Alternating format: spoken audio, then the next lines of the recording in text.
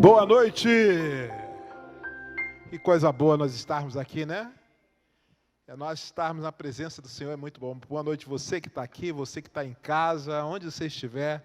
É tão bom estarmos juntos nessa reunião de adoração, de falar com Deus, de ouvir de Deus, né?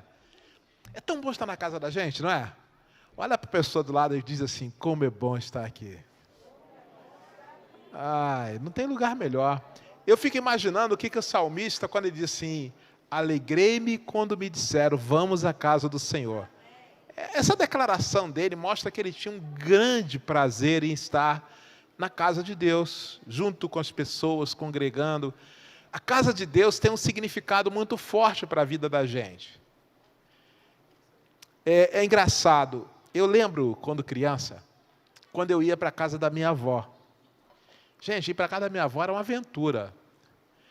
E a gente, quando ia para lá, a gente tinha uma coisa gostosa nessa ida para lá, porque a gente chegava na casa da vovó, sempre ela perguntava, já almoçaram? E ela tinha aquela forma interessante de chegar, ela realmente matava um frango ou galinha e cozinhava na lenha. E preparava aquilo com taioba. Quem já comeu taioba aí? Gente, que coisa gostosa, né, gente? Com angu. Não, mas vocês não têm ideia de como é que é o angu da vovó. É que a gente às vezes pensa que angu é só aquele angu do Gomes, né? Não, ela fazia um angu e comia com aquele arrozinho branco. Eu nunca esqueci dessa cena. E como era gostoso ir para a casa da vovó. E quando eu vejo o salmista falar assim, alegrei-me, como disseram, vamos à casa do Senhor, é porque tinha emoções muito boas. Tinha coisas muito importantes que quando ele ia para a casa do pai, ele sentia ali, e ele não poderia ficar de fora desse ambiente de paz, desse ambiente de satisfação. E quando nós viemos até aqui, nós viemos para ter satisfação. Amém? E eu sei que Deus tem algo gostoso para falar comigo, para falar com você. E hoje nós estamos falando sobre crise. Gente, falar de crise não é uma coisa gostosa de falar de crise. Ninguém gosta de falar de crise, né? Mas eu prometo para você que vai ser bom esse texto hoje falar sobre crise. Aliás, no fundo da crise tem uma história romântica, que a gente vai falar em cima do livro de Ruth. O livro de Ruth conta uma situação de crise. E existem 3 coisas muito verdadeiras sobre crise. Primeiro, todo mundo que está aqui já passou por crise. É ou não é verdade? Segundo, eu tenho quase certeza que a maior parte ainda está passando por uma ou outra crise. Terceiro, a gente vai continuar passando por crise. Então é bom você começar a se acostumar com a ideia de crise. Crise não veio para te destruir, mas para te estabelecer. Essa é a primeira coisa que a gente tem que começar a pensar. Crise não é para nos destruir, é para nos fortalecer. Todo mundo que sai da crise sai fortalecido. Você quer me apresentar um casamento forte? Eu tenho certeza que é um casamento que superou crise. Casamento que não superou crise não é forte. E é interessante, quanto maior a crise, mais ele se torna forte, porque ele supera. Quer me falar de relações fortes? São relações que superam crises. Quer me falar de uma pessoa forte? São pessoas que superam crises. Quer me falar de um empresário forte? Vocês pensam que o empresário forte é aquele que só tem lucro? Não! Certamente é um que superou fortes crises e se estabeleceu. Crises são extremamente relevantes para nos testar e depurar de nós qualidades muito positivas. Eu lembro de uma cena daquele filme A Volta do Todo-Poderoso. Quem viu? É o 2, aquele que tem da arca, que vai construir uma arca. Tem uma cena daquele filme que eu acho encantadora. Quando a mulher decide largar o Noé, né, porque era loucura, ela acha aquilo uma loucura, aquilo que está acontecendo, e ela está num restaurante, e Morgan Freeman, que que ele representa o papel de Deus, chega perto dela e ela fala assim: o que eu vou fazer com isso? Me dá um conselho. Aí ele chega e pergunta assim: se você pede a Deus paciência, você acha que Ele vai dar para você paciência ou vai te dar oportunidade para você desenvolver a paciência? Se você pede para Deus coragem, Ele vai colocar coragem em você ou vai te dar oportunidade para você se tornar uma pessoa corajosa? Gente, crises são oportunidades. São situações em que nós crescemos e nos tornamos cada vez mais fortes. Então, vamos mudar nossa mente sobre crise. Quem aceita isso? Você aceita isso? Então a gente vai fazer uma viagem gostosa, tá? Então entre aí, aperte os cintos que a gente já está viajando, tá bom? No texto de Ruth, eu queria que fosse projetado para nós o texto de Ruth, capítulo 1, especialmente até o verso 7, se eu não me engano. A gente vai ler esse texto. Queria que os nossos queridos ali abrissem para nós. Na época do juízo, houve uma fome na terra. Fome é o quê, gente? Hein? Crise. Um homem de Belém de Judá, com a mulher e os seus 2 filhos, foi viver algum tempo nas terras de Moabe. Olha só, eles eram efrateus, tá? Moravam em Belém. A palavra efrateu na Bíblia tem 2 significados, que vêm da tribo de Efraim ou habitantes de Belém. Nesse caso, eles eram de Judá. Você vai ver que tem um histórico por trás disso. Tá? E eles saíram da terra da promessa e foram exatamente para a terra dos pagãos. Vamos lá. Verso seguinte. Morreu Elimeleque, marido de Noemi, e ela ficou sozinha com seus 2 filhos. Olha que coisa. Ele era casado, tinha 2 filhos, né? Malom e Quilion. Foi para essa terra. Chegou lá, acabou morrendo. Próximo. Eles se casaram, os filhos, né? Com mulheres moabitas, Ofra e Ruth, né? Depois de terem morado lá por quase 12 anos. Então, depois de 12 anos lá, eles já chegaram meninos e já se tornaram homens. Eles, logicamente, casaram.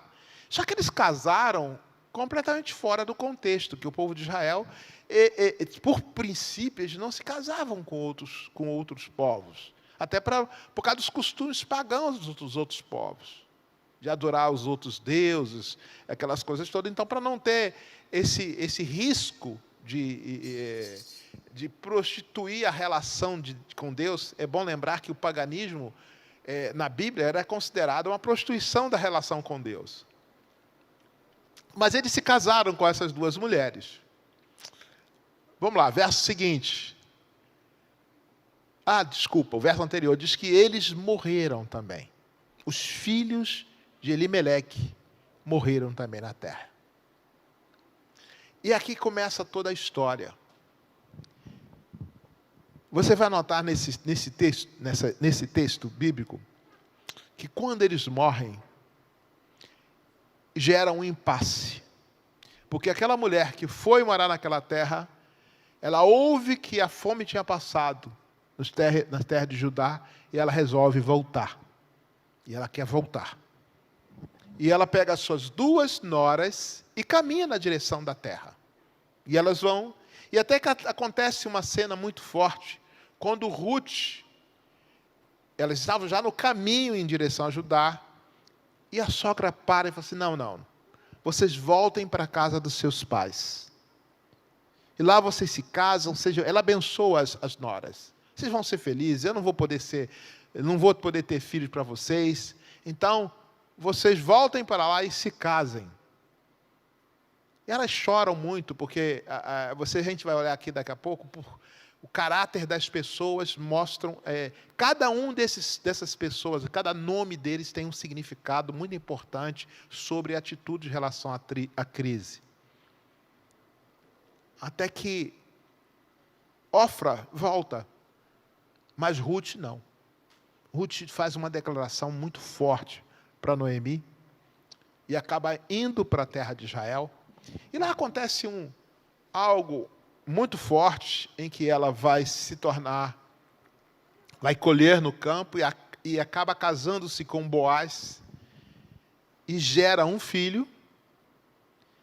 Lá no finalzinho do capítulo 3, você vai ver essa cena onde ela gera um filho e dá um nome para ele de Obed, que veio a se tornar o avô do rei Davi. Por que eu fiz esse passeio? Eu fiz esse passeio para mostrar a vocês algumas coisas que estão muito relacionadas aos personagens dessa passagem.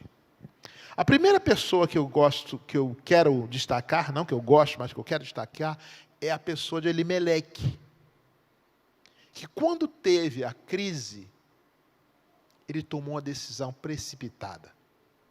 Ele abandonou o seu território. Em tempo de crise, é muito normal que as pessoas se sintam ameaçadas.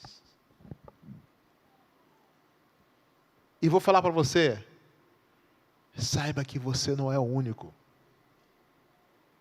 Todos nós nos sentimos fragilizados diante das crises. Eu não conheço ninguém aqui que possa dizer assim, não, vem crise, eu não. Vou falar uma coisa para você, teve essa crise, ou a gente está fechando essa crise da pandemia, aí, quem não sentiu ameaçado, gente? Quanto mais grave a crise, maior a ameaça. E na hora que houve diz o texto, você vai olhar nesse texto, uma coisa interessante, é que Elimeleque, ele não pensou duas vezes. Ele partiu para fora. Ele abandonou, literalmente, os seus direitos na terra da promessa e foi arriscar na terra da aventura. Esse é um dos piores problemas que tem em tempos de crise. É quando você abre mão de valores essenciais. Fala comigo, valores essenciais. Existem coisas na sua vida que você tem que preservar, você não pode abrir mão, porque elas são fundamentais. Existem coisas que você não pode abrir mão, porque essas coisas, elas preservam você, preservam a sua vida, a sua família. E mesmo situações de crises não justificam que você abra mão dessas coisas. Elimeleque significa Deus é rei. Ou seja, eu sirvo um Deus que reina. Mas mesmo tendo esse nome que representava uma relação com Deus, como é que eu diria? Deus ser soberano sobre a vida dele, ele tomou decisão precipitada. E decisões precipitadas têm sempre consequências ruins. Então, a figura de Elimeleque mostra essa tendência nossa de tomar decisões precipitadas. Essa tendência de nós querermos...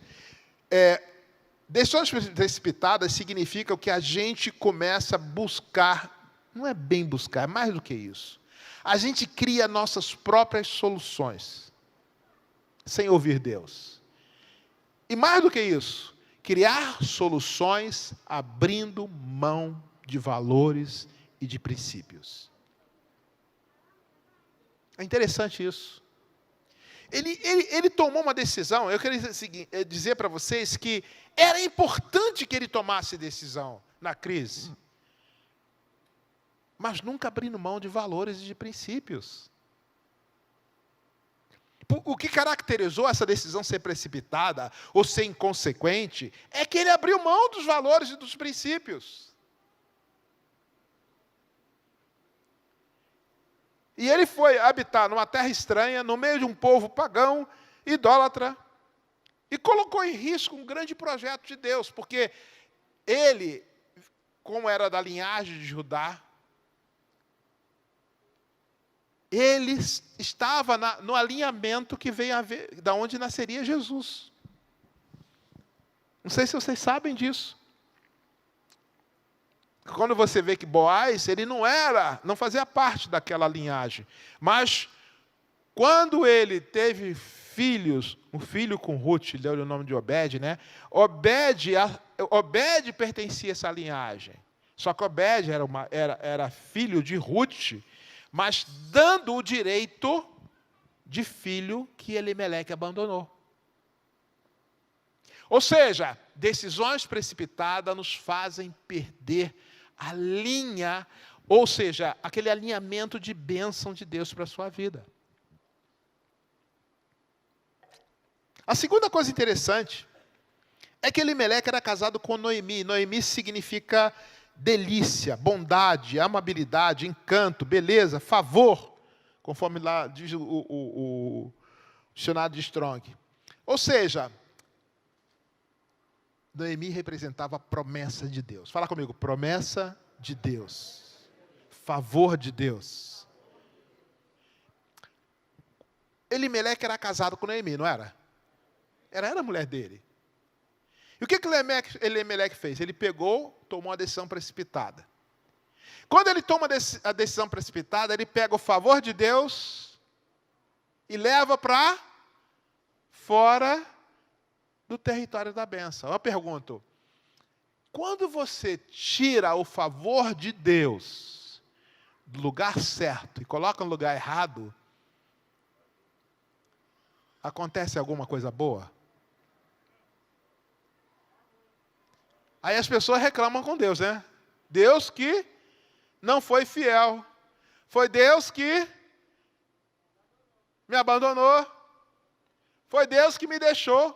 Só que na realidade, pegar o favor de Deus e associar o favor de Deus a uma decisão ruim, você torna estéril a promessa de Deus na sua vida. Eu não estou dizendo que ela morre, ela não morre, mas fica estéril. Criou uma esterilidade. Uma decisão ruim torna sem força a promessa de Deus na vida. Terceiro ponto. O terceiro ponto, na vida de Elimeleque, a gente vai notar que está no nome dos filhos deles. Ele tinha 2 filhos. O nome de Elimeleque era Deus é Rei. Imagina, uma pessoa que tem o nome que Deus é Rei. Mas quando nascem os filhos deles, vocês sabem que os nomes no hebraico, eles tinham mais a ver com a história do que necessariamente o nome para distinguir. Hoje nós usamos nomes muito mais distintivos.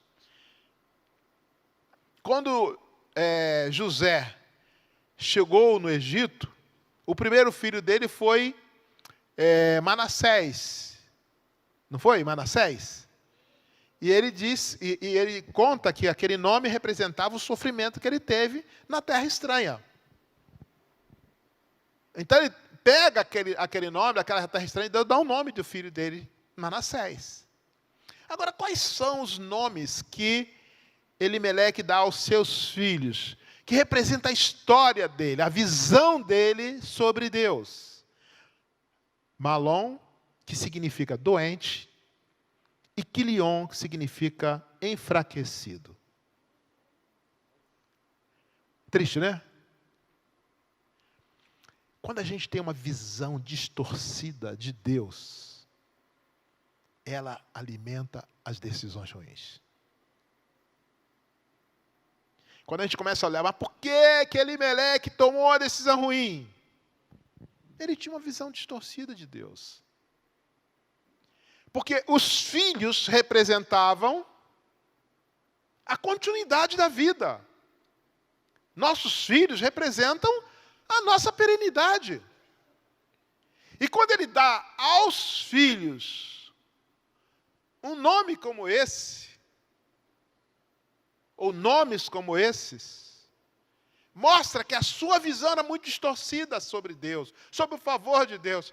Casado com delícia, com a promessa de Deus, mas os seus olhos eram tortos.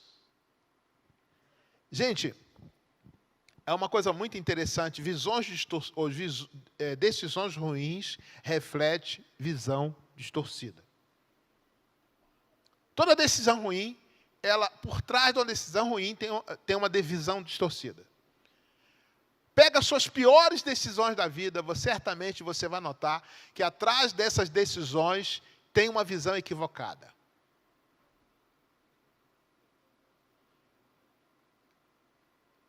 A gente acaba confundindo, especialmente a nossa expectativa em cima de Deus, em cima da vida.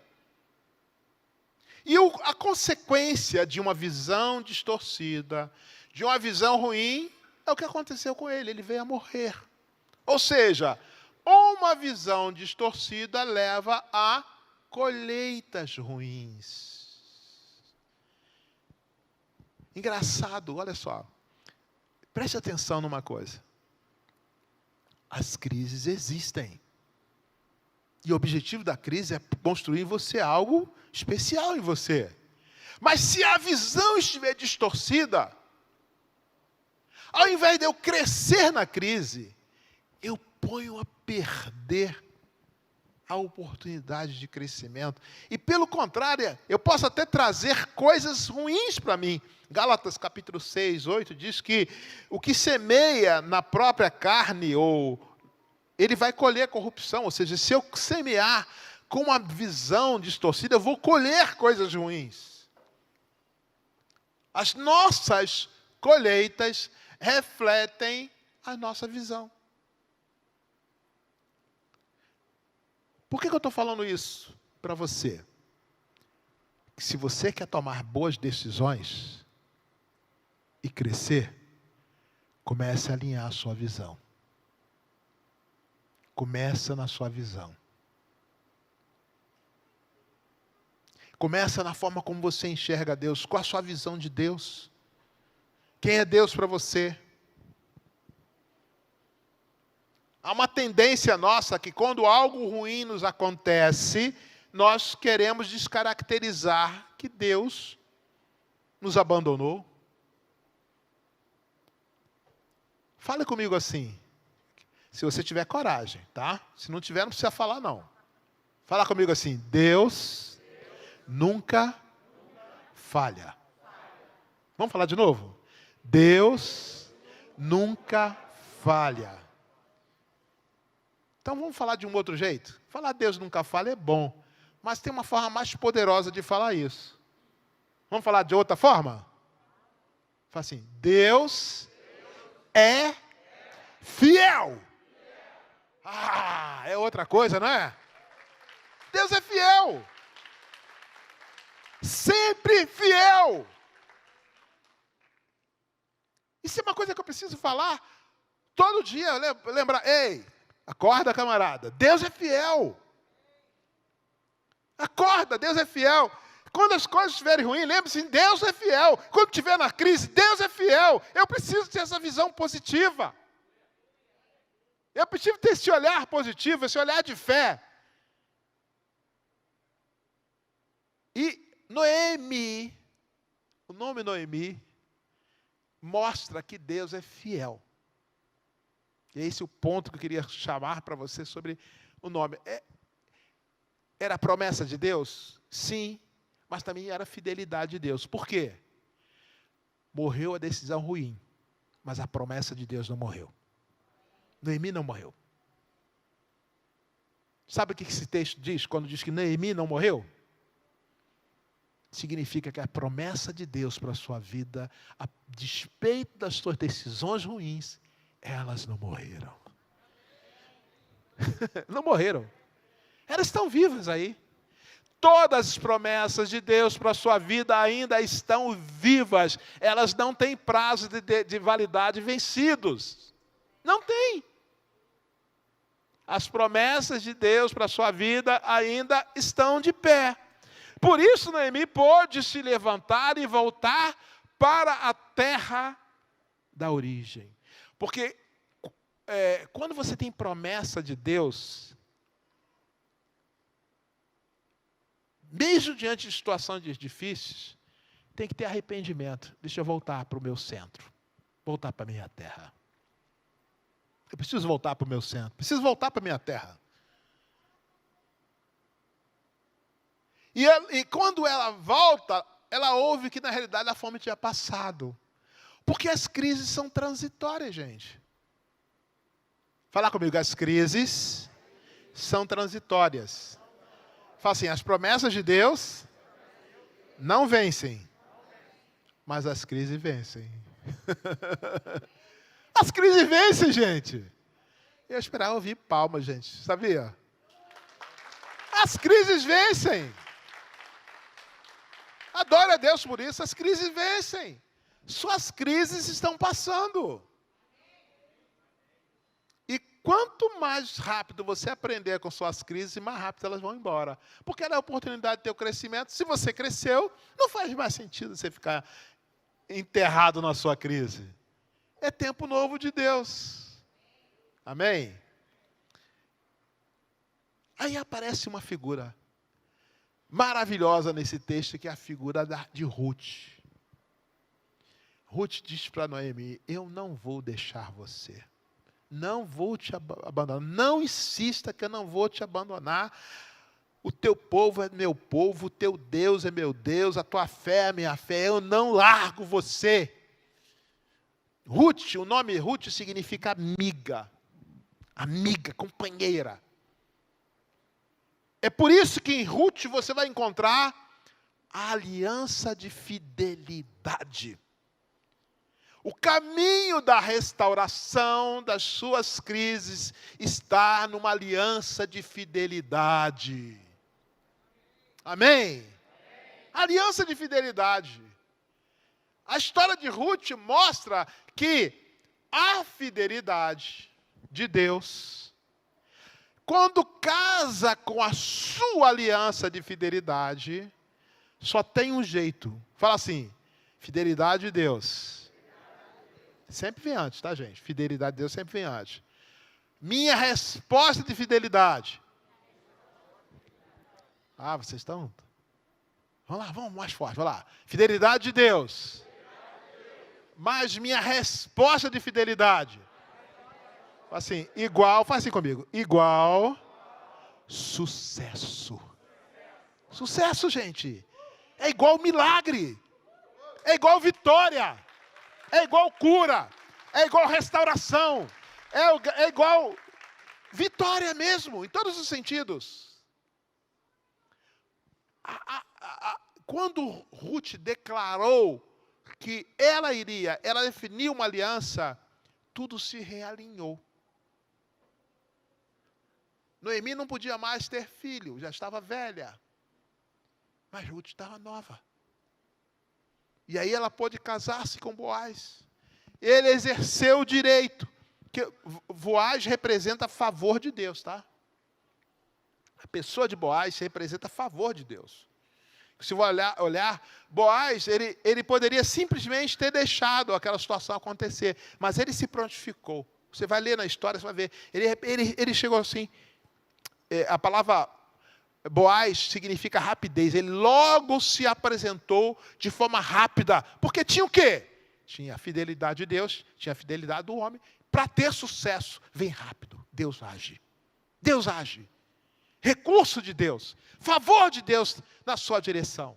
Favor de Deus para a sua vida. Favor de Deus para a sua família. Favor de Deus para os seus negócios. Favor de Deus para o que você colocar diante do Senhor. Hoje, aqui e agora. Tem favor de Deus. Amém? E por último nós vamos encontrar o menino que nasce, que é Obed.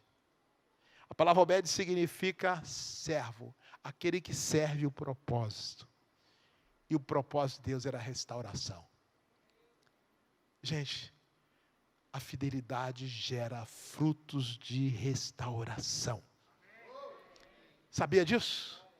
A sua fidelidade, a sua entrega, a sua volta, os seus olhos focados em Deus, a sua atitude de aliança com Deus, a sua atitude de retorno, de submeter ao processo, traz um resultado, porque vem em favor de Deus, e aí vem a restauração para a sua vida. Amém? Hoje eu quis trazer essa palavra bem sucinta, extremamente fiel ao tempo. Eu tenho apenas 1 minuto para fechar a palavra. Eu queria que você lembrasse desses pontos. Crises acontecem e elas não vêm para me destruir. Elas não vieram para te destruir, mas te dá uma oportunidade de crescer. Em tempos de crise, eu preciso tomar boas decisões. E boas decisões acontecem quando eu preservo os valores. Outro ponto muito importante aqui é que a minha visão é determinante para que eu tome essas boas decisões. E além do mais, se eu errar,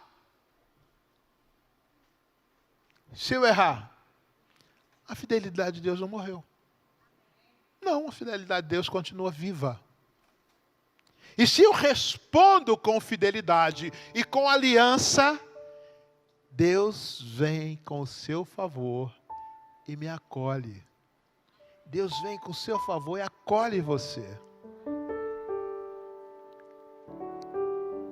E em cima dessa ação de Deus, vem a restauração para a sua vida. Eu quero que você levante sua mão. Abre bem a mão. E agora você fecha assim, eu peguei. E traz para o seu coração. Assim, eu tenho essa palavra no meu coração. Abra a mão assim. Eu tenho essa palavra no meu coração. Feche seus olhos. Fala assim, Senhor Jesus, obrigado por essa palavra. Obrigado pela tua promessa. Obrigado porque eu não estou sozinho em minhas crises. O Senhor veio para me socorrer. E é diante dessa palavra que eu me levanto hoje. Fique de pé. Se levante, se levante, se levante.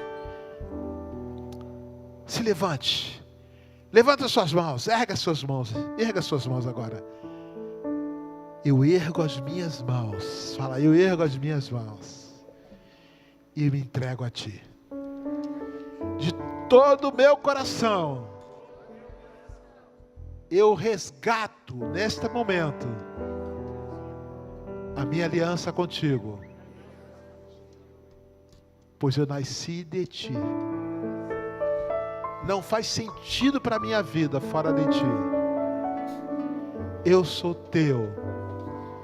E Tu és o meu Deus. Aleluias. Aleluias.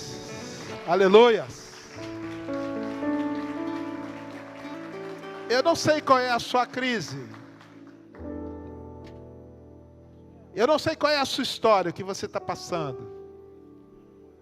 Mas eu te convido a colocar as mãos na sua cabeça agora. Nós vamos estar orando por vocês.